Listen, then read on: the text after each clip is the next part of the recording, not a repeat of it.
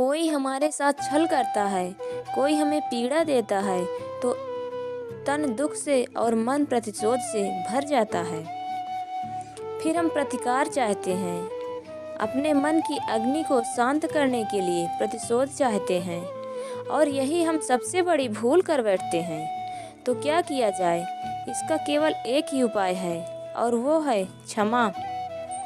यदि प्रतिकार चाहिए तो प्रतिशोध भुला दीजिए और न्याय की ओर अपने पग बढ़ाइए, क्योंकि यही वास्तविक प्रतिकार है। हम अपनी सोच और संसार की मान्यता के अनुसार विचार बनाते हैं।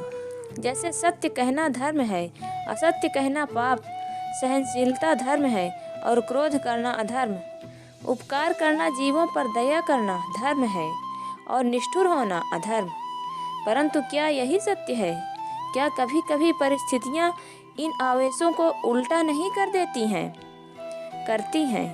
यदि इस संसार में कुछ धर्म है, कुछ पुण्य है, कुछ महान है, तो परिस्थिति के अनुसार चलना होगा। जटायु स्मरण है आप सबको, वो क्रोध किया था, उस पर आक्रमण किया था। उस समय जटायु का क्रोध पाप नहीं था, धर्म था और इसीलिए अंत में उन्हें भगवान श्री राम की गोद मिली। और कुछ ऐसे भी होते हैं, धर्म को सहनशीलता समझकर हर अन्याय को सहते हैं और अंत में वो बाणों की सैया पाते हैं। यदि कोई पशु या व्यक्ति अकारण आक्रमण करके किसी निर्दोष प्राणी की प्राण लेने की चेष्टा करता है तो उसके रक्षा हेतु उसका वध कर देना पाप नहीं, समय की मांग है, क्योंकि आक्रमण भी आत्मरक्षण ही है। यदि किसी दुष्ट की सहायता करने से सामान्य मनुष्य को कष्ट पहुँचे, पीड़ा पहुँचे, तो उसे सहायता न देना ही धर्म है। अकारण क्रोध अस्वीकार्य है, परंतु यदि क्रोध से कुछ शुभ पाप बहुभीत हो तो पाप और दंड भी धर्म ही है। स्वीकारण सत्य का स्वीकारण मनुष्य के लिए बहुत ही महत्वपूर्ण है। जब तक मनुष्य सत्य का स्वीकार नहीं करता, उसे लड़ने की शक्ति प्राप्त नहीं होती। जब आप भोजन करते हैं तो क्या होता है? आपका पेट स्वीकारता है कि वो भर चुका है और आप भोजन करना बंद कर देते हैं। जब आपको निद्रा आती है तो क्या होता है? आपका मन स्वीकारता है कि आपका शरीर थक चुका है और अब उसे विश्राम की आवश्यकता है।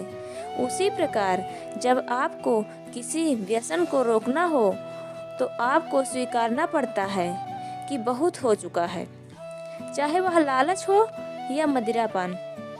उस व्यसन को त्यागना तभी संभव हो पाता है जब आप ये स्वीकारते हैं कि आप उस व्यसन के बंधक हैं।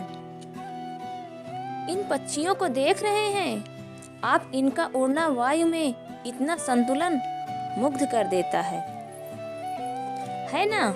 इन्हें उड़ते देख आपके मन में भी इच्छा होती होगी कि इन्हीं के भांति आप भी स्वतंत्रता से उड़ पाएं। ईर्ष्या होती है ना जब आप इन्हें ऐसे खुले आकाश में ऐसे विचरण करते देखते हैं। पर कभी सोचा है इस उड़ान को, इस स्वतंत्रता को पाने के लिए कितना परिश्रम, कितना अभ्यास किया होगा इन्होंने? आकाश में उड़ने से पूर्व धरती पर कितना गहन परिश्रम किया होगा इन्होंने। इनके माता पिता ने पहली बार जब इन्हें फड़फड़ाने को उकसाया होगा तो कितनी बार गिरे होंगे ये। पहली बार वायु में उड़ते समय कितना भय लगा होगा इन्हें।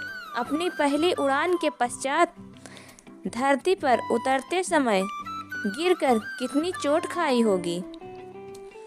इस उड़ान का, इस स्वतंत्रता का ये मूल है।